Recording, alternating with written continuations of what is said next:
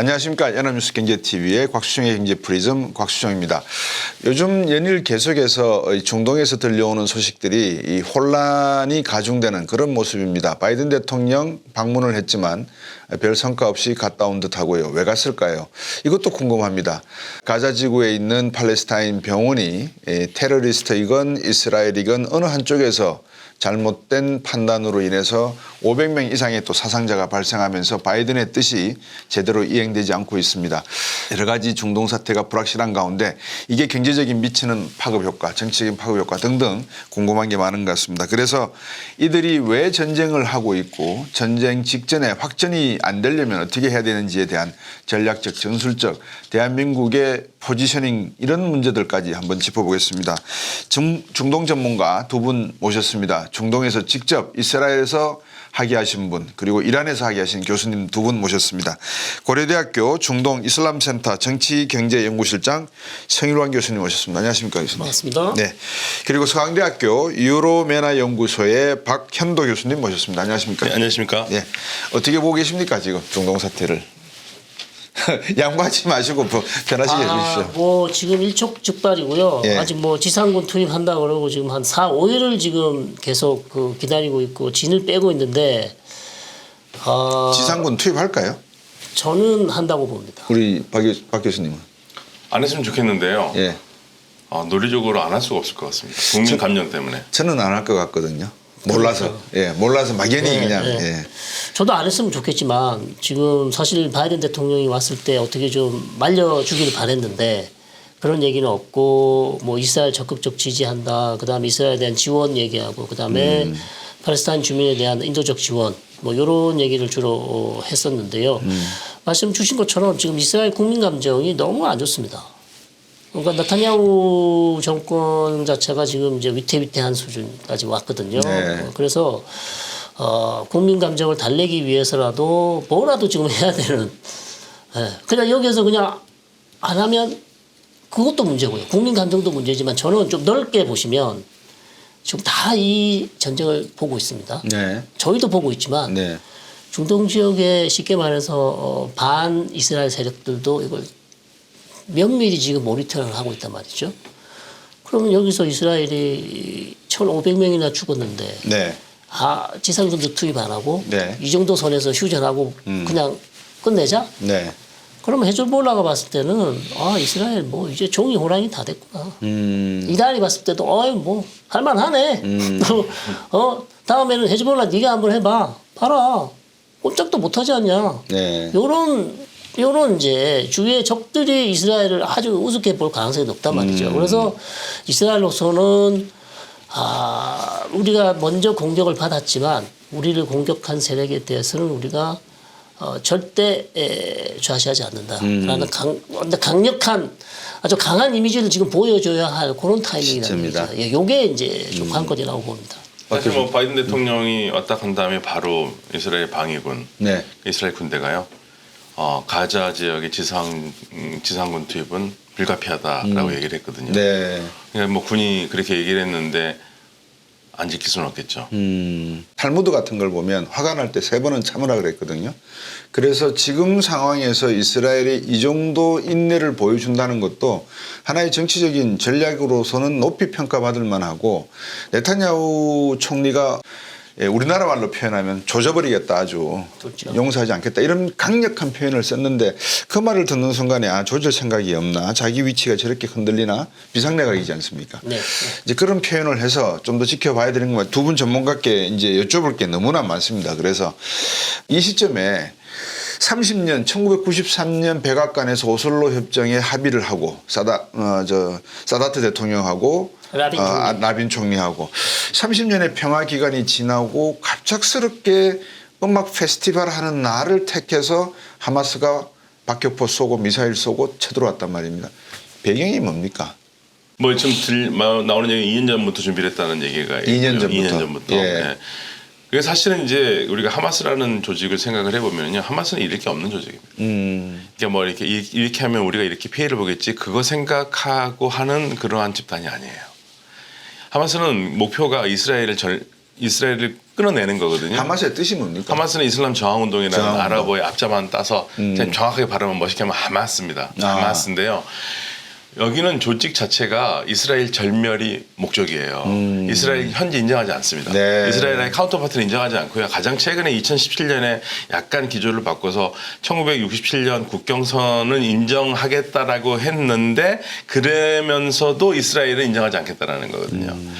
그래서 여기 목적은 이스라엘 멸망이고 멸망한 상태에서 팔레스타인 국가를 세우는 거예요. 그러니까 공존하는 게 아닙니다. 네. 그리고 지금 뭐 가자에서 또아리를 틀고 있는데 가자라는 것은 뭐 세계에서 가장 큰 감옥이라고 얘기를 하고 올 정도로 뭐 결국엔 그 안에 있는 사람들은 항상 뭐 살아있는 게 죽은 것 같은 그런 상황이기 때문에 하마스는 그러한 상황 속에서 뭐 이걸 내가 이렇게 때리면 나를 더 세게 때리겠지 그러니까 나도 좀 조금만 해야겠지 그런 생각 없어요. 네. 무조건 강대강입니다.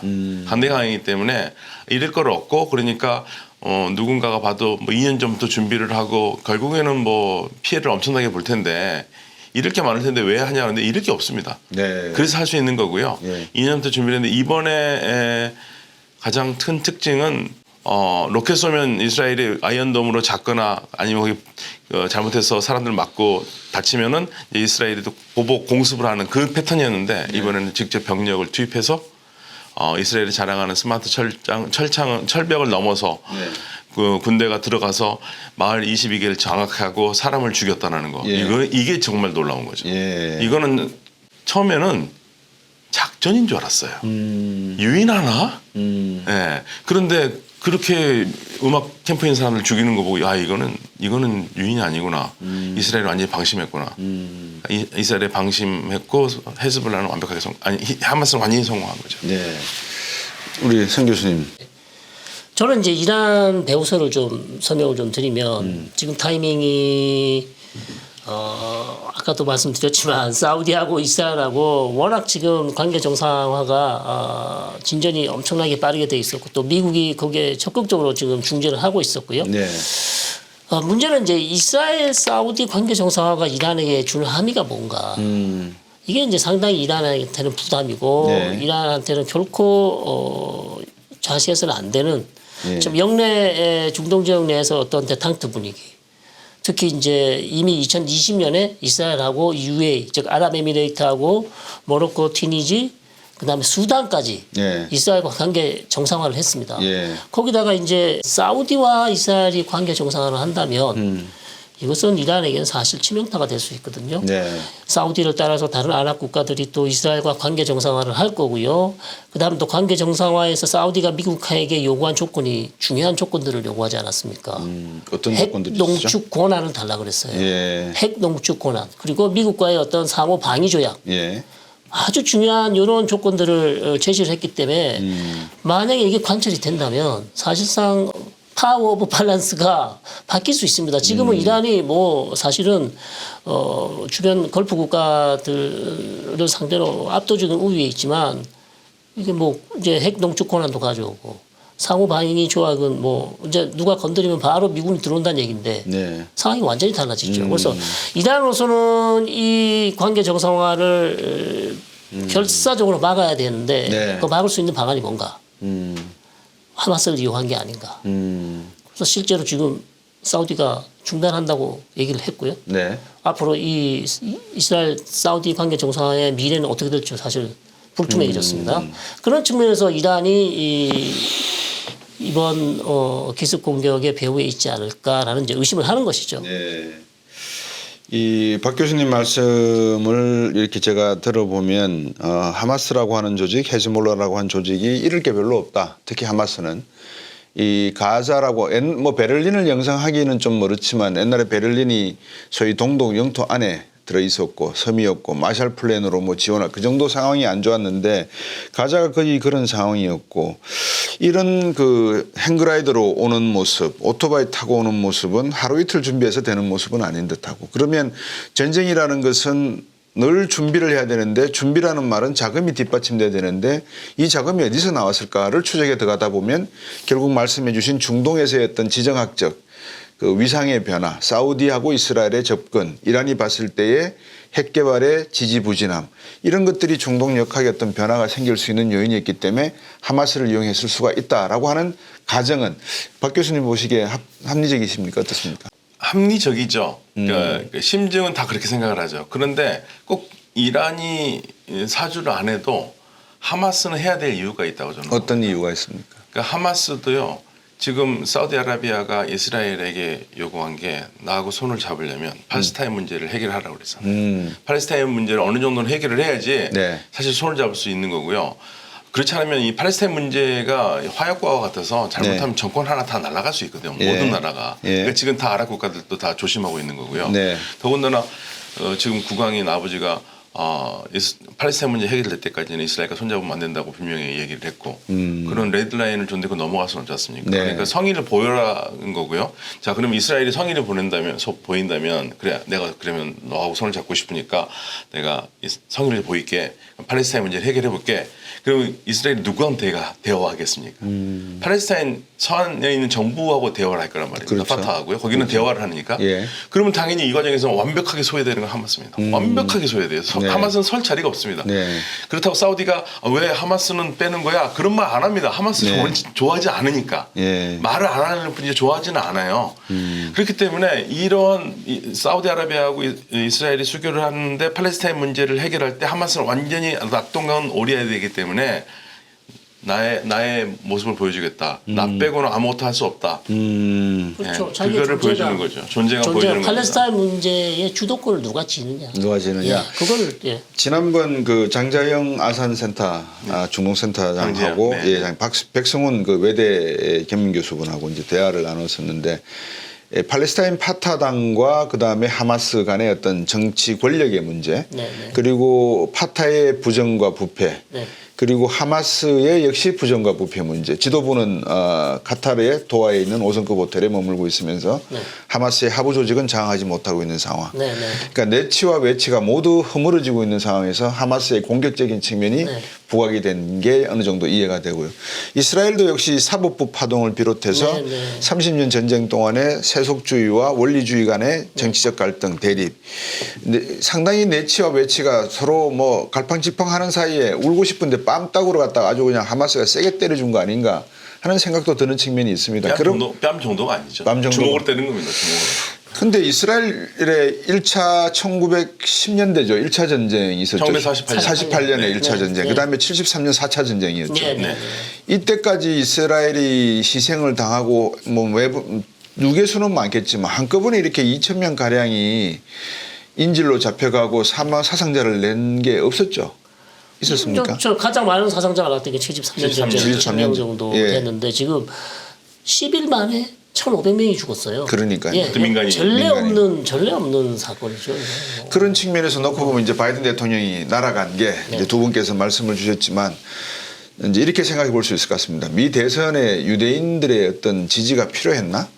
당연히 필요하죠. 그 다음에 예. 바이든 대통령의 민주당과 공화당 사이에서 무슨 의미로 전쟁을 하면 돈이 들어가는데 이스라엘 지지하겠다는 말은 돈 쓰겠다는 소리인데 네, 네. 그 돈이 공화당 친구들하고 11월 17일까지 지금 예산안 통과하는 그렇죠. 것도 어려울 건데 네. 가능한가? 이제 이런 질문들이 계속 생깁니다. 그리고 말씀 주셨지만 한 4개국 만나가지고 조용히 평화협정 하려고 했는데 다 깨져버렸잖아요. 비행기 병원 사태 때문에. 이제 그런 걸 놓고 보면 이 병원에 대한 어떤 공격도 의도적이었지 않았나 하는 생각도 들어요. 음모론적으로 놓고 보면. 모든 것이 가능하게 해석이 되니까 두 교수님께서 한번 이런 질문들에서 미국과 중동 그다음에 영국과 왜냐하면 영국이 사실은 먹튀한 나라 아니겠습니까? 지역 아니겠습니까? 네. 영국 뭐 순익도 간다면서요. 순익 총리도. 네, 온다고 그랬습니다. 예. 그러니까 영국의 역할. 그다음에 이란을 놓고 보면 실질적인 대화의 대상자는 저는 프랑스라고 보거든요. 어떤 의미 미국은 뭐 자리 마련해 주면 와서 앉았다가 가는 그런 형태로 실질적인 그 협상 루트는 프랑스가 가지고 있다고 저는 알고 있습니다. 그래서 유럽 국가들이 이 중동에 대한 어떤 지분 문제를 미국이 저들이 보고 있지만 사실상 유럽이 아닌가. 시청자 여러분들에게 조금 이해를 돕기 위해서 이 중동 사태와 유럽, 영국, 미국 그리고 이란, 사우디 그 관계를 말씀해 주시니까 좀 정리 한번 해 주시면 고맙겠습니다. 박 박 교수님. 네, 제가 먼저 간단히 말씀드리면 사실은 중동은 훨씬 더 유럽에 가깝죠. 이유가 멀지 않습니까? 그렇죠. 네. 그리고 유럽은 항상 중동에 관심이 많았고요. 그래서 중동을 바라보는 눈이 가까우면 근동, 좀 가운데면 중동 이런 식으로 보는 그렇죠. 거고요. 그래서 유럽과 중동은 뗄 수 없는 관계고 이거는 뭐 이슬람 문명과 그리스도교 문명 그걸 뗄 수 없는 관계고 또 많은 분들이 놓치고 계시는 분 중에 하나가 여기가 이슬람만이라고 생각하는데 사실 그거보다 더 오래전에 그리스도교 문명이 꽃피던 곳이 이쪽 중동이에요. 그렇죠. 많은 교합점이 있거든요. 그런데 미국이 그동안 주도를 사실 45년 이후에 해왔지만 프랑스나 영국 이런 나라들이 여기에 관심을 가지지 않을 수가 없었습니다. 네. 그리고 사실 많은 부분에서 지금 이란이 러시아 쪽으로 많이 가 있다고 얘기를 하지만 기본적으로 이란도 친유럽적인 나라거든요. 네. 예, 친유럽적인 나라가 독일하고도 친했고 프랑스하고도 그렇고 그래서 네. 러시아하고 중국이 바라보기에 트럼프 대통령이 하도 쪼이니까 네. 이란을 쪼니까 이란이 어쩔 수 없이 러시아로 올라간 건데요. 네. 그때 러시아하고 중국이 한 말이 있습니다. 지금 전통적으로 이란을 바라보는 눈은 네. 기본적으로 이란은 친유럽적인 국가다. 그래서 지금 어려우니까 우리 쪽에 와 있지만 상황만 나아지면 바로 프랑스, 독일 이쪽하고 사업을 할 것이다라고 보고 있는 게 기본적이라서 그래서 제가 말씀드린 기본적으로 유럽에 굉장히 가까운 겁니다. 그러니까 유럽이 무엇인가를 해야 되는 상황은 맞죠. 근데 그동안 미국에 가려서 못했는데 지금 이번에 바이든 대통령이 이스라엘을 왔다가 간 가장 큰 성과는 뭐냐면요. 네. 중동 지역의 국가들이 예. 역시 미국 믿을 수가 없다.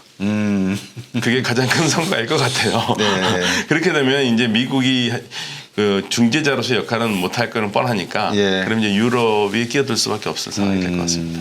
조금 다른 말씀을 좀 드리자면 기본적으로 원래 전통적으로 유럽은 이스라엘을 별로 안 좋아했거든요. 특히 28 문제에 있어서 이스라엘 팔레스타인 문제에 있어서 대단히 이스라엘이 비판적이었습니다. 네. 많은 국가들이 왜냐하면 이제 팔레스타인 사람들을 억압하는 이스라엘을 어떻게 용인할 수 없다. 즉 유럽적인 시각에서 어떤 유럽의 어떤 민주주의 그다음에 자유 네. 이런 측면 가치 측면에서 어떻게 우리가 그래도 민주주의 국가라는 이스라엘이 이렇게 팔레스타인 주민들을 억압하는가 이런 측면에서 예를 들면 1967년 국경 이전에서 생산한 비누라든지 즉 정착촌에서 나오는 제품 자체를 아예 유럽에서는 보이콧을 했습니다. 아예 수입을 안 했단 말이죠. 네. 그 정도로 유럽에서는 이스라엘을 바라보는 시각. 그래서 실제 유대인들 청년들을 만나보면 유럽에 대한 시각이 별로 안 좋아요. 쟤네들 항상 팔레스타인 편만 든다. 특히 프랑스나 영국도 그렇고요. 그런데 이번에 사건을 보시면 적극적으로 지금 이스라엘을 방문을 하고 또 지지 성명도 내고 이렇게 하는 이유는 저는 하마스가 이전과 달리 예. 민간인을 1,300명을 거의 학살 수준으로 죽였다. 그러니까 기존에 유럽에 있던 어떤 그 지식인들이나 유럽 국가들이 하마스를 볼 때는 그래도 이스라엘 억압하는 즉 이스라엘에 대해서 저항하는 것을 어느 정도 용인하고 수용을 했었으나 네. 이번 사건으로 사실상 저는 하마스에 민낯 짙들을 한 게 아닌가. 그래서 유럽에서도 지금 하마스에 대한 인식이 조금 바뀌는 그런 국면으로 저는 갈 수 있다고 그렇게 보고요. 네. 그런 측면에서 이번에는 조금 이전과는 다른 사례다. 그렇게 생각하고요. 미국은 사실 이번에 사실 나타냐후하고 바이든이 사이가 너무 안 좋았거든요. 네. 최악이었습니다. 거의. 왜냐면 백악관은 아직 못 가봤어요. 지금 집권 한 지 1년이 다 돼가는데 10개월이 넘었죠. 백악관 방문을 못했어요. 초대를 안 했습니다. 왜 안 했습니까? 사법부 개혁에 사법부 정부에 바이든 대통령이 아예 대놓고 반대를 한다고 했기 때문에. 그런데 겨우 이제 유엔 총회 9월 달이었습니까? 거기서 처음 만났습니다. 근데 이번 이 사건으로 완전히 지금 관계가 완전히 회복이 되는 듯해요. 그리고 미국이 지금 항모 전단 2개를 보내지 않았습니까? 네. 이스라엘이 깜짝 놀랐답니다. 이 정도로 나를 지원해 주나? 이런 적이 없었대요. 예. 그리고 전쟁 중인 이스라엘을 대통령이 전격적으로 방문하는 게 많이 없었던 사례. 실제로 그렇지 않습니까? 전쟁이 끝날 좀 무렵에 와서 이제 휴전해라. 그리고 그것도 잘 방문도 안 해요. 그냥 국무장관 보내서 그냥 휴전해라 이러고 말지. 자기가 직접 지금 전쟁 중인데 이게 지금 이스라엘로서는 엄청나게 지금 높이 평가를 하고 있습니다. 블링컨 국무장관이 방문할 때 박격포가 떨어져서 지하 벙커로 숨었다 그러는데 그럼에도 불구하고 바이든 대통령이 간 거는 네. 이유가 뭡니까? 그래서 저는 도대체 왜 갔는가? 갈 때부터도 이해가 안 됐지만 왜 갔는가? 저는 결국 바이든 대통령 자기 대통령 선거 캠페인에 지금 이 방문이 대단히 중요하다. 선거 캠페인. 예, 대단히 중요하다. 그리고 더 중요한 것은 팔레스타인 가자 주민들의 인도적인 문제를 상황이 악화되지 않도록 거기에 초점을 맞추었고요. 그리고 이스라엘이 거기에 적극적으로 동참하도록 설득을 했고요. 그리고 외교력을 보여줬고 이 모든 것 자체가 결국에는 바이든 대통령 선거 내년 선거에 상당히 외교적인 도움이 될 수 있다. 왜냐하면 지금 상하원 의원이 다 지금 이스라엘을 적극적으로 지지하고 있습니다. 옛날 같으면 막 치고받고 싸울 텐데요. 민주당은 또 사실 이스라엘에 대한 비판적인 시각이 많았지 않습니까? 근데 이것도 역시 하마스 때문이에요. 초기에 1,500명 죽였기 때문에 상하원이 지금 다 지금 이스라엘 적극적으로 지지한단 말이죠. 그러니까 바이든 대통령으로서는 아주 상황이 좋아졌어요. 반대하는 사람이 없어요. 그러니까 지금 예산안도 통과 안 되는 상황에서 돈 끌고 와서 지금 이스라엘에 대해서 엄청난 또 지원을 해줬습니다. 무기하고 지금 엄청나게 지원을 해줬어요. 네. 그러니까 이런 모든 것들이 아까도 말씀 아랍 국가들한테는 상당히 이제 아랍 국가들이 볼 때는 실망스럽지만 본인한테는 상당히 큰 도움이 된다는 거죠. 말씀을 주셨으니까 이제 이스라엘 팔레스타인 사태를 가운데 놓고 보면 한 3개의 전자축이 도는 것 같아요.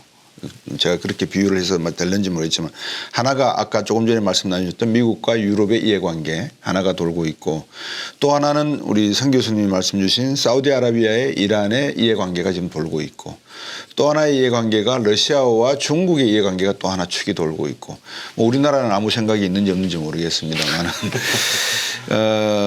지금 이들의 이해관계 미국과 유럽은 어떻게 하면은 내 경제에 악영향을 주지 않았으면 좋겠다. 그리고 어떻게 하면 내가 계속 이들 지역에서 헤지모니를 갖고 있었으면 좋겠다는 생각. 그다음에 사우디와 이란은 중동에서 내가 패권국이 돼야 되겠다라고 하는 이해관계. 러시아 중국은 이참에 그냥 깨질 대로 깨져봐. 내가 그 빈틈을 삐집고 나는 들어가서 틈새 작전을 노릴 거야. 이거를 알고 있는 이스라엘과 팔레스타인에서 하마스는 조금 더 비이성적이라고 놓고 보면 이성적인 이스라엘이 어떤 식으로 전략을 이 세계 이해 국가들의 이해를 놓고 자기의 이해관계 즉 팔레스타인과 이 체제 이 국가 체제를 지금같이 유지할 것인가라고 하는 묘책을 내놓는다면 어떤 것들이 있겠습니까? 전 성 박사님하고 좀 다를 수는 있겠는데요. 네. 저는 가장 좋은 그림은 이스라엘이 제일 하고 싶은 게 사우디아라비아하고 수교잖아요. 네. 수교만 하면 정말 이스라엘로서는 엄청난 선물이거든요. 그렇죠. 그러면 이번에 전격적으로 지상전 하지 않고 네. 그러면서 그 공을 사우디한테 돌려주는 거예요. 사우디와 대화를 해서 우리가 이번에는 안 하겠다. 네. 그래서 안 한다라는 게 우리가 결정했다 하는 게 아니라 사우디와 대화를 해서 조언으로. 그러면 사우디의 위상이 엄청 올라가지 않습니까? 그렇죠. 그럼 사우디를 바라보는 주변의 아랍 국가들이면서 와 역시 사우디가 역시 우리 무슬림 세계에서 뭔가 할 수 있는 나라야 이렇게 되는데 만약에 그러지 않고 헤즈볼라의 공격 때문에 그것 때문에 안 한다면은 이란이 올라가요. 그러니까 만약에 안 하는 게 제일 좋은데 네. 안 하는 게 사실은 그 국민 감정에는 안 좋겠지만 안 하는 게 제일 좋은데 만약에 안 한다면 이스라엘은 사우디를 올려주면서 가는 게 제일 좋죠.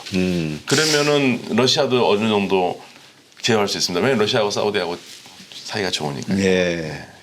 지금 뭐 사우디아라비아가 브릭스에도 새로 가입을 하고 여러 가지 정치 외교 경제적으로 지금 활약 중인데 제가 이제 지상군 투입을 안 하는 게 이스라엘에게 더 유리하다라고 하는 이제 말씀을 드린 게 지금 우리 박 교수님께서도 하나의 그 이유를 원인을 주셨는데 성 교수님 보시기에 헤즈볼라나 하마스가 만약에 이렇게 한다면 사우디아라비아는 설마 테러하지 않겠죠? 어떻게 보십니까? 누가요? 헤즈볼라가 사우디아라비아를 예. 테러를 하겠냐고요? 예. 왜냐 그러면 이스라엘과 사우디가 네, 관계 정상화를 관계 하면. 정상화를 들어가서 네, 네, 네. 화해 무드로 가서 오히려 헤게모니를 사우디가 더 네. 크게 가져간다면 네. 이란이 지원하고 있는 그러니까 이란이 먹여 살렸죠 거의 그렇죠. 헤즈볼라를 네, 네. 그다음에 하마스도 지원을 엄청나게 했고요. 네, 네. 그러니까 이란이 지원하고 먹여 살린 키워온 헤즈볼라와 하마스가 네. 사우디로의 확전을 하지 않지 않겠냐는 거죠. 가능성이 있다고 봅니다. 장소이. 가능성은 있죠. 만약에 진짜 관계 정상화돼서 찰떡궁합이 돼가지고 사우디하고 이란하고 딱 붙어서 이스라엘하고 딱 붙어서 갑자기 이란을 막 밀어붙이면 뭐 충분히 쓸 수 있죠. 그러니까 지금 현재 사우디만 하면 제일 좋은 거예요. 네. 그러니까 이란은 사우디가 이스라엘하고 싸우는 거 싫은 거고 이스라엘은 사우디가 이란하고 친하는 게 싫으니까 사실 몸값은 제일 좋아요 사우디가. 예, 다 자기 편으로 들고 싶은 거거든요. 네. 그런데 이스라엘과 사우디가 되려면 일단 팔레스타인 문제를 해결을 해야지만이 가능한 거니까 네. 이 이스라엘이 전향적인 태도를 취해야지만이 가능한 얘기죠. 그러면 1993년도 말씀 주신 그 아라파트하고 라빈하고의 오슬로 협정 합의 이게 사실상 물 건너간 겁니까? 이번 이걸로 아니면 계속 유효하다고 봐야 되는 겁니까? 이제 그거부터 시작을 해야 될 것 같습니다. 저들이. 오슬로 합의는 사실상 죽었다고 봐야죠. 죽었다. 죽었지만 유산은 남아 있다. 그 정신을 살려야 예, 되는 거예요. 왜 유산이 남아 있냐? 왜냐하면 팔레스타인 자치정부라는 게 딱 이스라엘과 팔레스타인은 구별을 일단 해놨으니까요. 요게 이제 오슬로가 사실 만든 거거든요. 그렇죠. 이전에는 이런 게 없었기 때문에. 네. 그러나 이제 오슬로에서 다시 출발할 수 있냐? 2008년 9년에 사실상 평화협상이 중단되고 나서 한 번도 제기된 적이 없습니다, 사실. 그러니까 이 모든 책임은 뭐 본인들에게 있지만 미국이 중재하지 않으면 사실 이스라엘 팔레스타인 문제는 한 번도 진전된 적이 없기 때문에 미국이 두 양측을 목을 잡아 끌고 테이블로 데려오지 않는 한 자기들이 스스로 앉아서 협상을 한 적이 없습니다. 네. 그러니까 바이든도 잘못한 거죠. 4년 동안 뭐 했습니까? 뭐 바이든뿐만 아니라 미국 예. 역대 대통령이 예. 이 소위 말해서 IS 또는 그 오사마 빈 라딘 잡기 위해서 노력은 했지만 네. 그 과정에서 얻은 게 있을 겁니다. 예를 들어서 첩보력이 증강이 됐다거나 그런데 미국의 어떤 중동 전략에 있어서만큼은 좀 빈 공간들이 많이 생겼던 것 같아요. 이렇게 미국의 연구를 보니까 중국에 워낙 집중하다 보니까 그렇죠. 중동을 잠시 비워놨는데 그 사이를 러시아하고 중국이 중국이, 엄청나게 삐집고 들어가서 거의 뭐 이란은 이제 결제 통화를 위안화로 할 정도로 만들어놔 버렸으니까 미국이 당혹스러운 건 당연한데 이거를 단순히 2024년 대선의 이슈로 끌고 들어가서 어떤 효과를 보겠다고 하는 게 미국의 그동안에 보여준 중장기적인 전략, 글로벌 경영의 단면이라면 미국은 정말 위태로운 모습을 보여주고 있는 거라고 저는 보거든요. 저는 그렇게 봅니다. 왜냐하면 이번에 사실은 제가 굉장히 실망했던 게 바이든 대통령의 이 이스라엘 방문보다 그 앞서 블링컨 그렇죠. 국무장관이 돌았지 않습니까? 네. 돌아가지고 불만 지르고 다녔어요. 그러니까 국무장관이 먼저 길을 쫙 닦아서 예. 다 대화를 할 수 있도록 해놓은 다음에 그 다음에 바이든이 멋있게 가가지고 탁 사진 찍고 그렇죠. 하고 끝내야 되는데 네. 블링컨이 몇 가지 실수를 했냐면 네. 일단 본인이 유대 계통이라는 건 세상이 다 알아요. 네. 근데 굳이 그걸 이스라엘에서 공개적인 석상에서 유대의 후손이라는 걸 그렇게 강조할 필요가 있었을까? 그렇죠. 그냥 그거는 비공식 석상에서 얘기를 하면 되잖아요. 근데 네. 그 언론에 다 타가지고 그 이스라엘은 좋죠. 우리도 반대로 우리나라에 그런 그 미국 관리가 와가지고 내가 한국의 후손이라면 다 좋아하지 않습니까? 그렇죠. 근데 그걸 바라보는 아랍의 입장은 어떻겠습니까? 야, 쟤 지금 중재하러 온 거야? 뭐 하러 온 거야? 네. 야, 역시 미국은 역시 뭐 방법이 없구나. 완전히 이스라엘 표현이나 그 생각하게 되잖아요. 그렇죠. 또 까타르에 가가지고는 뭐라고 그랬냐면 기자회견에서 기자들이 물어보는데 가자 폭격을 설명할 때 뭐라고 그랬냐면 이거는 이스라엘이 보복이나 응징하는 게 아니라 이스라엘의 방어적인 거라고 얘기를 한 거예요. 네. 이것도 실수한 거죠. 그렇죠. 그러니까 기본적으로 아랍의 민심을 전혀 못 읽어요. 아랍의 민심을 전혀 못 읽는 국무장관이 한 판을 돌았고 그러다 보니까 모하mmad 빈 살만도 몇 시간 동안 기다리게 했지 않습니까? 네, 네, 네. 그리고 결국에는 갖고 온 답이 공습 중단, 그다음에 지상군 투입 반대. 예. 그런데 그거 끝난 다음에 블링컨은 뭐라고 그러냐면 굉장히 생산적인 대화를 했다고. 예. 그래서 이 미국 국무장관이 저 정도 수준밖에 안 되면 미국 외교는 정말 쉽진 않겠다. 그러니까 바이든 대통령이 할 수 있는 건 없죠. 사실은 바이든 대통령이 상원의 외교위원장으로 오랫동안 오래 있죠. 있었지만 예. 위원장으로 오래 있었던 거지 외교의 천재는 아닌 것 같아요. 성 교수님 생각은? 글쎄요. 그렇게 좀 이제 그렇게 보실 수도 있겠지만 지금 누굽니까 바이든 입장으로서는 별 다른 대안이 없어 보인다. 다른 대안이 없어 보이고 그러니까 그나마 지금 바이든 대통령이 지금 아랍권에서 까먹은 이심을 어떻게 좀 회복해 보려고 특히 이제 사우디하고 관계가 너무 안 좋았지 않습니까? 그래서 사우디와 이스라엘의 관계 정상화를 통해서 이제 사우디를 좀 품어보겠다. 그래서 열심히 지금 노력을 했는데 결국 이게 어찌 보면 이번 공격으로 사실상 어려운 국면으로 들어갈 수밖에 없었고 바이든 대통령으로서는 다른 특별한 그게 없었을 것 같아요. 지금 가서 그러면 지상군 투입하지 마라. 그 다음에 공습을 중단해라. 그렇게 얘기하는 것 자체가 어려울 것 같아요. 네. 네, 그 팔레스타인 문제를 집중을 이렇게 저희들이 하다 보면 방금 말씀드렸지만 초기 전쟁이 딱 났을 때 이제 전쟁이라기보다 이제 공격이 있었을 때 미국의 반응을 놓고 김종인 박사께서 하신 말씀은 이거였습니다. 미국이 누구의 편을 들 게 아니라 완전 중립으로 가서 양쪽 다 틀렸고 양쪽 다 맞은 것을 정확하게 지적을 한 다음에 이들 국가가 1993년 합의한 내용을 준수할 수 있도록 중재하는 역할이 중요하다라는 말씀을 하셨더라고요. 그래서 제가 상당히 옳은 말씀이다. 방금 박 교수님과 성 교수님도 말씀 주셨지만 일단 이스라엘 팔레스타인 문제가 30년 동안 평화적인 상태에 있었지만 우리나라의 DMZ의 철조망처럼 쟤네들도 가자지구를 비롯해서 이렇게 철조망이 쳐져 있는 이국가 체제가 지금 존재하는 거고 이거를 팔레스타인의 요구는 국가로 빨리 인정을 해라. 유엔도 인정을 하고 이스라엘도 인정해서 국가로 만들어 달라.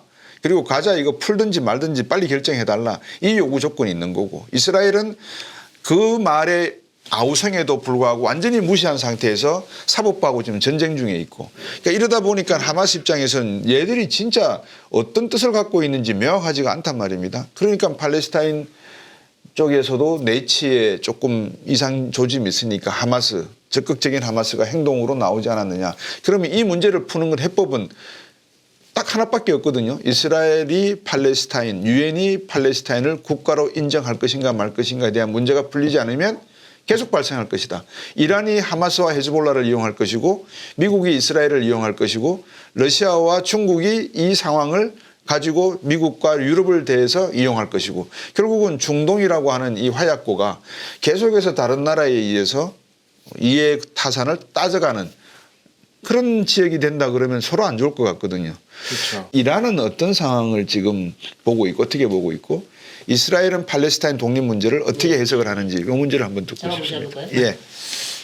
나타냐후 총리가 가장 큰 실수를 한 것은 팔레스타인 문제를 해결해서 아랍 국가와 평화를 해야 되는데 그걸 역으로 하고 했었어요. 그러니까 이걸 일종의 나타냐후 독설이라고 부릅니다. 네. 쉽게 말해서 팔레스타인 문제는 어려우니까 제일 나중으로 밀어놓고 네. 쉽게 할 수 있는 이스라엘 주변에 있는 아랍 국가들과 먼저 평화를 하자. 그게 실제로 성공했던 게 2020년 이제 아까 말씀드린 아랍에미레이트, 모로코, 네. 수단, 바레인하고 했기 때문에 네. 그 다음에 이제 나타냐후 총리가 이번에 선거에서 이기고 집권하자마자 이 다음은 사우디다. 그렇게 해서 계속 그걸 추진하고 있었거든요. 그러니까 외곽을 먼저 하고 나서 그 다음에 팔레스타인 문제를 해결하자. 근데 이게 안 되는 거잖아요, 지금. 그러니까 이전에 있는 총리 사람들은 팔레스타인도 원하는 게 야, 우리부터 먼저 팔레스타인 문제를 해결하면 그 다음에 아랍 국가는 자연적으로 되는 것인데 나타냐후 너는 왜 역으로 하냐. 그게 이제 나타냐후의 실수였고요. 이미 사우디는 2002년에 사우디 평화안을 제시를 했습니다. 이스라엘과의 평화안. 네. 내용이 이스라엘이 1967년 즉 6.1 전쟁 이전 국경으로 팔레스타인 국가 건설을 해주면 아랍 국가 22개국이 이스라엘과 관계 정상화를 하겠다. 무려 20년 전에 이미 제시했어요. 네. 그걸 받아들이지 않았죠, 이스라엘이. 근데 지금 나타냐후는 그걸 역으로 지금 하다가 완전히 지금 뒤통수 맞았습니다. 지금 쫙 걸린 거죠. 그래서 결국은 팔레스타인 문제를 해결을 해야 되는데 이게 해결이 안 되면 다른 문제도 사실 지금은 좀 풀리기 어렵다. 그럼 이스라엘이 지금 어떻게 이 문제를 풀 것인가? 사실 지금 대안이 없습니다. 대안이 없고 지금 또 문제는 더 복잡해졌어요. 가자 지구를 하마스가 2007년에 차지하면서 네. 이쪽은 대화 상대가 아니잖아요. 지금. 그러니까 팔레스타인 국가를 세우면 어디에 세우겠습니까? 네. 요르단강 서안밖에 세울 데가 없어요 지금. 네. 그러면 이제 3국가 체제가 되는 거죠. 가자가 지가 그냥 하마스가 통치하는 어떤 자기들의 시스템을 만들어줘야 되고 요르단강 서안은 팔레스타인 국가가 써야 되고 이스라엘은 이스라엘이에요. 그러니까 이제는 이게 가장 현실적인 대안이지 않는가. 왜냐하면 온고파 파타하고 가자 지구의 하마스는 통합이 될 수가 없습니다. 그렇다 그러더라고요. 예. 이거 물과 기름이기 때문에 서로 죽이고 죽이는 사이이기 때문에 전혀 통합될 가능성이 없기 때문에 현재로서는 가장 현실적인 대안은 미국이 빨리 중재를 하고 웨스트뱅크에 팔레스타인 국가를 세워주고 그다음에 가자 지구는 이스라엘과 평화라는 단어를 쓰지 않습니다. 하마스는 이스라엘과 장기 휴전. 그러니까 훗나라는 단어를 써서 5년에서 장기 휴전하자. 네. 싸우지 말자. 예. 그게 성공하면 5년 지나고 나서 다시 5년 더 연장하고 그런 방식밖에 없습니다. 지금. 우리 박 교수님. 어렵죠. 지금 상태가 사실은 성 박사가 지적한 대로 이스라엘에 저는 사실은 네탄야후 총리를 그렇게 좋아하지는 않았지만 안보를 항상 강조하고 이스라엘이라는 나라의 존립이나 그걸 강조했기 때문에 네. 그래 뭐 스테이트먼으로 갈 수도 있겠다. 예, 이스라엘 사람이 보기에. 네. 저도 그렇게 봤는데 폴리티션이요. 보니까 전 나쁜 의미로 폴리티션인 거예요. 정치 몰입의 협작꾼 정도밖에 안 되는 수준이 네. 된 거예요. 예를 들면 공익을 지켜야 될 사람이 사익을 위해서 공익을 희생했잖아요. 네. 사법 개혁이 결국에는 그런 문제들인데. 그렇죠. 그래서 이런 상태에서 이스라엘이 지도력이 있을까 그런 측면이 있어요. 73년 전쟁도 막을 수 있었지 않습니까? 네. 73년 전쟁도 10월 6일이 전쟁이 되는데 9월 25일에 그 요르단 후세인 국왕이 골다 메이르 총리를 만나가지고 네. 전쟁 기미가 있다는 걸 알려줬는데도 결국에는 그걸 군에서 그냥 무시해버리고 네. 이 난리가 난 것처럼 이번도 똑같은 건데 그러니까 이스라엘이 궁극적으로 삼아야 될 건 저는 이렇게 생각합니다. 안전한 이스라엘, 평화 공존 가능한 팔레스타인. 이 두 단어를 머리에 염두에 두고 국가 미래를 끌어가야 되는데 그냥 팔레스타인만 밀어내려고만 하니까 지금 이런 불상사가 났거든요. 과거에 비스마르크가 밑에 있는 다른 내각 그 참모들이 빨리 그 독일의 한 지역 바이마르 쪽을 공국을 치자라고 하니까 전쟁이 최선의 정책은 아니다. 전쟁을 이길 수는 있지만 전쟁에 진 국민들의 감정은 수천 년 적대적 감정이 생길 수 있으니 평화적으로 해결해야 된다. 그래서 평화를 통해서 결국은 흡수를 했거든요. 그래서 오늘의 독일 공화국이 이제 연방공화국이 생긴 건데 지금 두 분의 말씀을 가만히 듣고 보니까 우리나라 상황도 빗대어서 볼 수가 있을 것 같아요. 통미봉남을 하는 북한의 정책. 그다음에 하마스가 하고 있는 지금 우리도 여기 있으니까 우리도 알아줘라고 외치는 모습. 결국 이스라엘이 양보를 그러니까 힘 있는 국가가 양보를 하는 것이지 힘 없는 국가가 양보하는 건 없지 않습니까? 그러면 이스라엘이 100번 1000번 양보를 해야 되는데 양보를 하지 않고 있는 것은 이스라엘로서는 결국 세계의 많은 국가와 국민들에게 잘못된 시그널을 준다는 것. 특히 우크라이나 사태를 놓고 볼 때 젤렌스키 대통령을 위대한 대통령이라고 하는 분들도 계시겠지만 저 같은 경우는 저 사람은 많은 국민들을 희생 속에서 자기의 정권 유지를 저렇게 하고 있는 거는 저는 상당히 이상하게 지금 생각하고 있거든요. 그러면 네타냐후 총리도 2000명이 사상자가 났으면 자기가 먼저 물러나고 나머지 비상내각을 세우십시오 하는 게 옳은 것 같은데 자기는 책임을 안 지고 있단 말입니다. 네. 그런 점 등을 놓고 볼 때 결국 이 이스라엘 팔레스타인 문제의 해결 방법은 요원하다. 그러면 이제 방법은 확전으로 계속 갈 가능성이 농후하지 않는가라고 하는 이제 우려 문제가 나옵니다. 지금 매스컴에서도 확전 가능성에 대한 이야기가 나오는데 지금 잘못 불을 댕겨버리면 커져버리잖아요. 네. 사실 제가 아쉬운 게 그거예요. 이사크 라빈 총리가 원래 평화주의자가 아니거든요. 그런데 해보니까 국가적으로 이스라엘의 장기적인 생각을 해보면 이렇게 갈 수밖에 없다 이거예요. 꼴보기 싫고 하지만 아랍하고 손을 잡을 수가 없기 때문에 손을 잡은 건데 그렇죠. 그 극단주의자의 손에 죽음을 당했지 않습니까? 그렇죠. 그러니까 좀 또 아쉬운 부분은 이스라엘에도 양심적인 세력이 훨씬 더 많다고 보는데 네. 목소리 들리는 거는 극우파적인 목소리만 들리니까 그것도 그 사람들이 과격하고 네. 그러니까 그 목소리를 다 잠재워 버리는 거죠. 그러니까 이 부분들이 계속적으로 악순환이 돼서 답이 나오지 않죠. 이스라엘 어떻게 팔레스타인 지역에 하마스만 있겠습니까? 그렇죠. 하마스 때문에 지금 목소리 못 내는 가자 주민들도 많을 거예요. 그런데 하마스 때문에 묻혀버리고 그래서 교집합을 좀 찾아야 되는데 그런 노력은 없죠 지금 현재. 그게 아쉽습니다. 네. 이스라엘이 그래서 좀 통 크게 나와야지만이 되는 문제인데 네. 그거를 또 못하니까. 이란은 어떻습니까? 이란에서 공부도 하시고 이란에 또 밝으시니까 이란이 과연 헤즈볼라나 하마스에 지원을 했다. 우리나라에서 나간 60억 달러가 이란으로 들어가자 말자 헤즈볼라 하마스로 갔다. 이런 음모론적인 이야기에 저는 동의하지 않습니다만. 일단 우리나라가 준 60억 달러가 카타르에 있는 게 바로 하마스에 갔다. 그 말이 안 되는 거고요. 미국이 보고 있고 카타르가 네. 통제하기 때문에 그 돈은 네. 못 나갑니다. 이란 혁명의 구호는요. 억압받는 자를 해방하는 거거든요. 억압받는 자를 해방하는 거니까 왕정이 억압받았던 이란 사람들을 해방시켜서 네. 왕정을 독재 세속 왕조를 무너뜨리고 민주적인 이슬람 공화정을 세웠다고 믿고 있어요. 네. 근데 거기서만 끝난 게 아닙니다.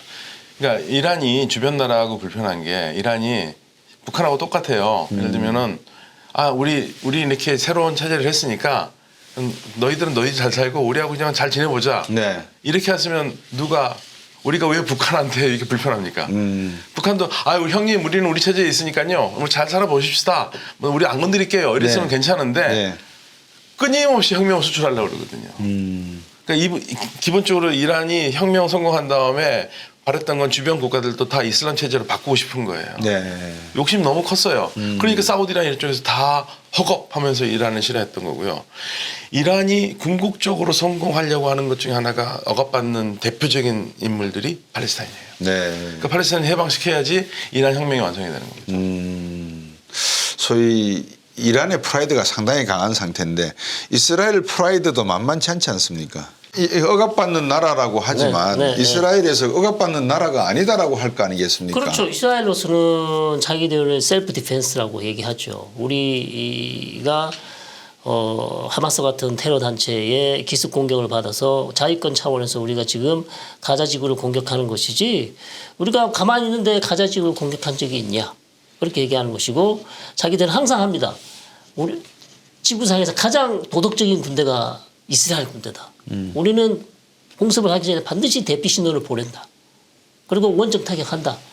그래서 안 되면 어쩔 수 없이 공격을 하는 것이지 우리가 의도적으로 민간인을 정말 죽일 의도로 그렇게 한 적이 없다고 항상 얘기를 하지만 뭐 얘기하면 뭐합니까? 결과적으로 전쟁이 끝나면 민간인 피해가 뭐 1,000명, 1,500명 이렇게 팔레스타인 사망자들이 나오는 것이기 때문에 그거는 사실은 뭐 아무도 귀담아 들어주지 않거든요. 저는 전쟁이 나면 민간인들의 희생이 엄청나다는 거는 그거는 뭐 전쟁사 역사 속에서 나오는 이야기이기 때문에 그걸 가지고 뭐 CNN이나 다른 미국 방송 또 BBC나 유럽계 방송이 이야기하는 거는 그건 잘못된 그 저널리즘의 한 모습이라고 저는 제 나름대로는 봅니다. 근데 중요한 거는 시민들이 희생을 당하지 않게끔 미리 정치하는 사람들이 팔레스타인 독립에 대해서 이란과 사우디가 가지고 있는 이해관계를 아까 두 분 교수님께서 말씀 주신 대로 두 나라의 역학관계를 잘 이용해서 자기에게 최대한의 어떤 이해관계가 돌아올 수 있는 방향으로 갔으면 되는데 이스라엘마저도 그렇지 못했다고 하는 것은 이스라엘 국민들 스스로가 정치를 잘못 만들었다는 거 아니겠습니까? 정치를 국민이 만들지 뭐 다른 미국이 만듭니까? 그러면 결국은 거기에 따른 희생이 지금 같은 이런 역학관계를 가져왔는데 이스라엘 팔레스타인 문제의 핵심은 팔레스타인은 국가를 인정해 달라 계속 하는 이야기. 그럼 이스라엘은 난 거기에 대해서는 일단 관심 없어. 평화 정도만 내가 해줄게. 그러면서 이제 말씀 주신 대로 포위에 들어가고 있는 상태. 마지막으로 이제 쭉 내려오면 우리나라의 이제 모습도 사실은 비춰집니다. 지금 미국, 유럽, 러시아, 중국 이런 사우디, 중동 이야기했지만 우리나라는 이런 사태를 보고 어떤 전략과 전술을 이번에서 배워야 될지 또는 받아야 될지에 대해서 한번 고민을 해봐야 될 것 같습니다. 뭐 군사 국방부 쪽 사람들은 북한 애들도 저렇게 쳐들어올 수가 있으니까 우리가 대비를 해야 되겠다. 이 정도 수순은 유치원생들이 보는 수준이고 조금 더 확장되고 중동 지역에서 원자력 발전소도 팔아야 되고 앞으로 무기도 수출해야 되고 민간 활동도 해야 되고 사우디의 네온시티 건설에도 참여를 해야 되고 수많은 활동을 해야 되는 우리가 지금 어떤 전략을 가져가는 게 국가가 어떤 성명을 내는 게 일본처럼 가만히 있는 게 덕이 된다. 아니다. 싸우지 말자. 우리가 필요하면은 우리가 무슨 역할을 할 수 있으면 최소한의 역할을 해볼게 라고 하든지 뭔가 방법이 없을까요? 우리는? 우리가 외교 정책에서는 저는 우리 같은 나라에서는 적을 만들지 않는 정책이 제일 필요하다고 생각을 하고 있고요. 적을 만들지 않는다. 네, 그래서 사실 지금 사우디아라비아가 하는 것도 그런 적을 만들지 않는 정책이고 투르키예가 잘 나갔었을 때 했던 게 이웃과 적을 만들지 않는 정책이었었어요. 네. 그래서 자기의 영향력을 넓혀가는 건데 이 중동 문제로만 생각을 해본다면 우리가 아쉬운 게 그겁니다. 하마스가 너무 나쁜 짓을 했기 때문에 대놓고 비난할 수 있습니다. 예. 근데 뭐 쌍욕을 하는 건 아니니까 비난하고 인권이나 우리가 한국이 갖고 있는 인권이나 민주주의 가치 차원에서 우리가 가치 얘기를 한다니까. 네. 그런데 동시에 비판을 하면서 동시에 반드시 빼먹지 말아야 될 말이 팔레스타인의 인도적 지원이라는 말을 빼먹으면 안 됩니다. 예. 우리가 그동안에 팔레스타인 문제가 표면화가 되지 않고 이미 다 죽은 문제라고 생각을 했는데 네. 하마스 공격이 가져온 가장 큰 교훈은 여전히 팔레스타인 문제 해결 없이 중동에 평화 없다. 이거거든요. 네. 그럼 우리가 뭐 군대를 보내거나 참전하거나 그런 거는 우리 성격상 하지도 않을 거고 예. 우리가 바빠 죽겠는데 지금 우리가 거기까지 할 수 없다. 예. 그렇잖아요. 근데 우리 기업들이 나가 있고 네. 우리 국가 가치가 민주주의와 인권을 늘 표방하는 나라이기 때문에 하마스를 비판하되 하마스와 팔레스타인을 분리를 하고 그리고 팔레스타인 사람들을 인도적 지원을 아끼지 않겠다라는 것을 구체적으로 표명을 해줘야 됩니다. 네. 하마스를 비판을 했으면. 네. 그렇게 잘못하면은요 하마스를 비판하는 거 하마스 비판이 뭐 잘못됐냐고 그럼 뭐가 잘못됐냐고 그러는데 왜 그게 잘못된 시그널을 보낼 수 있냐면요 밖의 세계에서는 하마스를 테러 그다음에 비윤리적 집단을 보지만 많은 아랍의 민심들은 하마스의 공격을 보면서 너무 심하다 하면서도 그런데 우리도 팔레스타인들도 저렇게 당했어. 그게 그거야. 이런 심정이 굉장히 강하거든요. 네. 그 심정이 깔리지 않다면 지금 이 가자 폭격을 두고 이렇게 사람들이 화가 나지 않을 거예요. 네. 예. 그래서 그 부분을 우리가 헤아려야 된다. 그래서 모하마드 빈 살만 왕세자도 그 얘기했지 않습니까? 하마스 비판 안 하면서 간단하게 팔레스타인 사람들과 동참한다고 그랬잖아요. 그 대의에, 네. 고통에. 네. 그게 무슨 말이냐면 하마스 지원한다는 건 아니거든요. 네. 그 정도의 센스가 있어야 된다 우리가. 네. 그리고 사실 일본은 적극적입니다. 적극적입니다. 예, 우리가 조용한 거죠. 일본은 적극적입니다. 일본은 이미 여러 차례 이스라엘과 팔레스타인 측에 평화 협상을 하려면 도쿄로 오시라. 우리가 모든 준비를 다 해주겠다. 여러 차례 제안했어요. 네. 그럴 만큼 적극적으로 이팔 문제에 또 개입도 하고 그다음에 또 뭐 여러 가지 아이디어도 제공했는데 우리는 왜 그걸 못하냐 이거죠. 사실 저는 팔레스타인 지식인을 한번 만났는데 네. 저한테 그렇게 물어보더라고요. 한국이 좀 해주면 안 되냐. 그래서 내가 제 생각에도 10년 전이었을 거예요. 한국이 그걸 어떻게 하냐. 야, 미국도 지금 니네 중재하는데 될까 말까 하는데 우리가 무슨 외교력이 있어서 하냐. 하는 얘기가 외교력보다도 미국은 너무 이상한 편이지 않냐. 우린 공정한 중재자가 필요하다. 아시아에 있는 국가 네가 아무 이득이 없는 한국 같은 나라가 중재를 해주면 좀 공정한 중재가 될 수 있을 것 같아. 어떻게 보면 좀 너무 이상적인 얘기지만 그런 얘기를 하는 걸 제가 들었습니다. 그렇기 네. 때문에 우리도 국제 문제인데 우리랑 무슨 상관이 있냐. 저 사람들 뭐 죽든 말든 이런 자세가 아니라 우리 한국의 국격도 많이 올라왔고요. 네. 외교력도 좋아졌다는데 이게 성공시키기는 어렵겠죠. 그러나 그런 제안을 하는 것 자체가 아랍권에서 우리를 바라보는 시각이 달라질 것이다. 아시아에 있는 국가가 우리가 정말 힘들어하는 이 문제에 대해서 저렇게 관심을 가지고 있구나. 라는 이런 모습을 좀 보여줄 필요가 있다는 거죠. 저희도 좀 적극적으로 했으면 좋겠고요. 마지막으로 결국 이팔 문제가 대화가 단절됐었기 때문에 지금 이런 비극이 왔다. 즉 요르단강 서안지구 온건파하고 이스라엘하고 협상 완전 타결은 안 되겠지만 협상을 하고 있다. 프로세스가 진행이 되고 있다는 이런 희망적인 사인이 좀 줘야 되는데 그것이 지금 완전히 단절됐어요. 저는 그렇기 때문에 이번에 이런 아주 극단적인 비극이 초래됐다고 보는 것이기 때문에 우리도 남북 간에 대치가 돼 있습니다. 네. 그래서 이렇게 완전히 단절하고 있는 것이 과연 우리한테 큰 도움이 될까? 물론 뭐 믿기 어렵죠. 신뢰 안 갑니다. 그리고 하는 짓도 아주 얄밉고. 그러나 우리 이번 사태에서 봤을 때 대화가 완전히 단절됐을 때 상황은 극단적으로 치달을 수 있다. 그렇기 때문에 대화의 끈을 놓지 말아야 한다는 저는 그런 교훈이 있다고 생각합니다.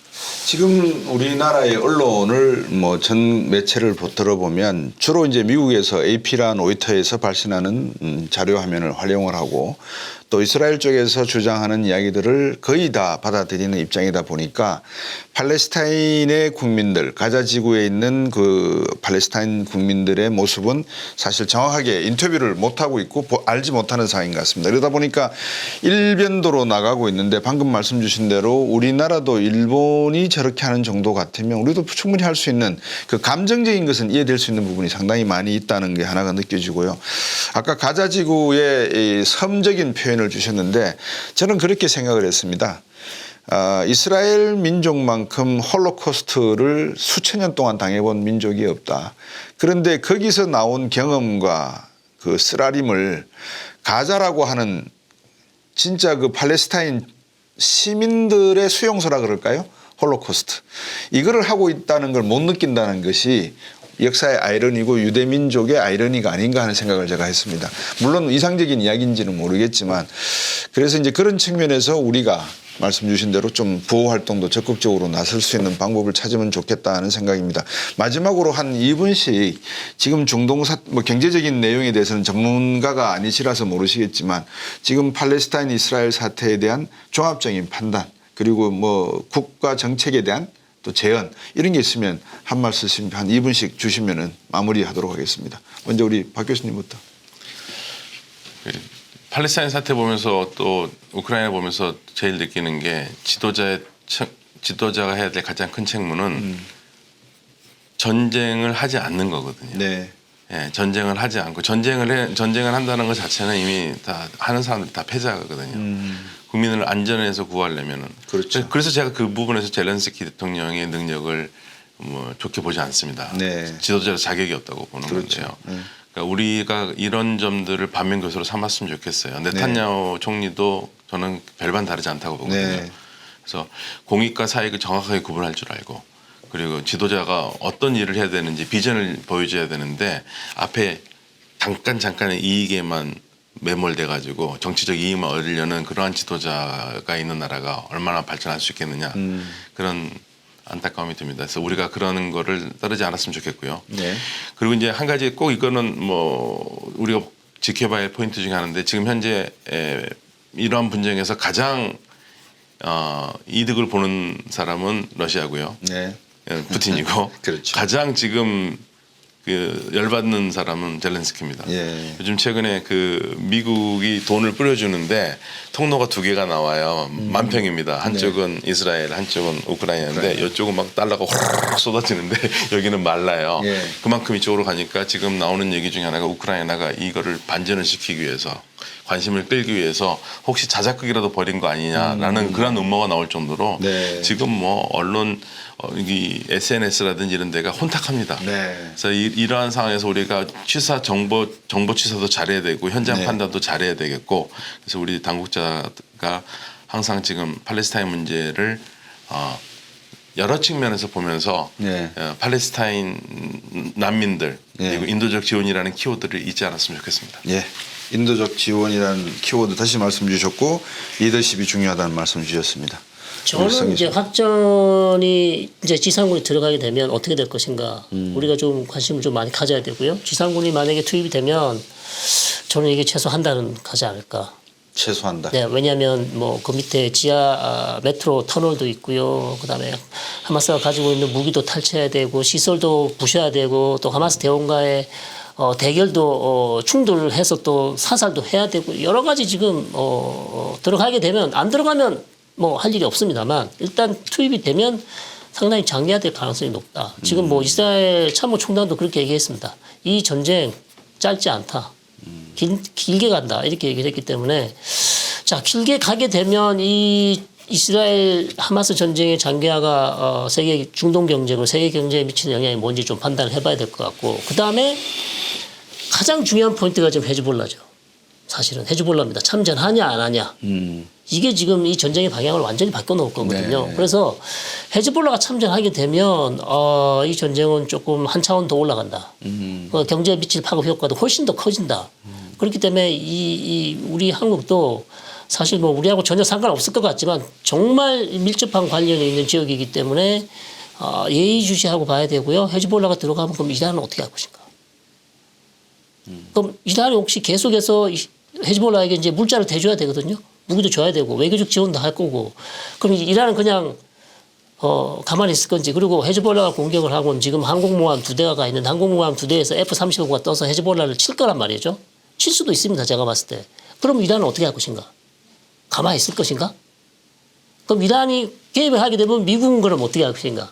지금 여러 가지 시나리오가 나와요. 아주 제일 안 좋은 시나리오인데요. 최악의 시나리오까지 우리가 상상을 해서 이게 만약 이렇게 돼버리면 진짜 경제가 완전 파탄이 날 지경이 될 텐데 대비를 해야 됩니다. 네. 네. 그런 측면에서 우리가 좀 준비를 해야 된다고 생각합니다. 네, 저상고 뒤에 들어갈 가능성이 굉장히 크죠. 네. 그리고 또 하나 장기적으로 보면은 이 팔레스타인 문제가 이런 식으로 되면 다시 테러가 또 나올 겁니다. 곳곳에 테러가 팔레스타인 사람들에 대한 보복으로 거기에 대한 고통에 대한 보복으로 여러 가지 테러가 이슬람 극단주의자들에 관계된 테러도 나올 수밖에 없기 그리고 때문에 또 팔레스타인 지지하는 사람들이 또 반대하는 사람들이 또 테러를 할 수도 있고요.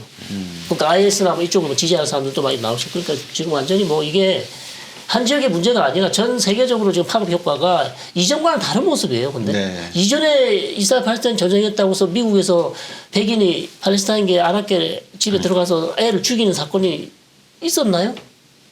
지금 완전 극단의 시대입니다, 진짜. 그 모 철학자가 이제 익스트림의 시대라고 말씀을 주셨는데 두 분 말씀을 듣고 보니까 이게 지금 상당히 중요한 전환점에 와 있다라는 그런 생각이 듭니다. 우리가 단순하게 그냥 이스라엘 팔레스타인이 한 10시간 걸려서 떨어져 있는 나라에서 벌어지고 있는 그런 민족 간의 다툼이 아니라 떠오르는 중국과 러시아의 어떤 위상의 문제 그리고 지고 있는 미국의 전략적인 약세 또는 약화의 문제 각국의 이해관계가 묶여 있는데 이 문제를 제3국에 의존하려고 하는 모습을 가져서는 저는 안 된다고 생각을 하고요. 결국은 당사자인 이스라엘과 팔레스타인의 이 문제를 푸는 것이 가장 바람직하나 감정이 격화되어 있으니 결국 사우디와 이란이 뭔가의 지도력을 발휘하는 것이 차선책이 아닌가 하는 생각을 하고요. 우리나라 같은 경우에는 우리 박영도 교수님 말씀 주셨지만 서영학 교수님도 결국 인도적 지원 문제를 가장 중요한 국가 전략의 앞단으로 내세워서 이 중동 문제를 바라보고 이해하는 것이 가장 효율적이고 합리적인 방법이라는 생각이 들었습니다. 앞으로도 이 이스라엘 문제가 당분간은 계속해서 아마 언론에 논의가 될 주제라서 또 상황의 변화가 되고 어느 정도 방향이 잡히면 두 분 교수님 또 모셔가지고 또 구체적인 내용 한번 들어보도록 하겠습니다. 오늘 말씀 듣고 많이 배우고 잘 들었습니다. 감사합니다. 감사합니다. 감사합니다.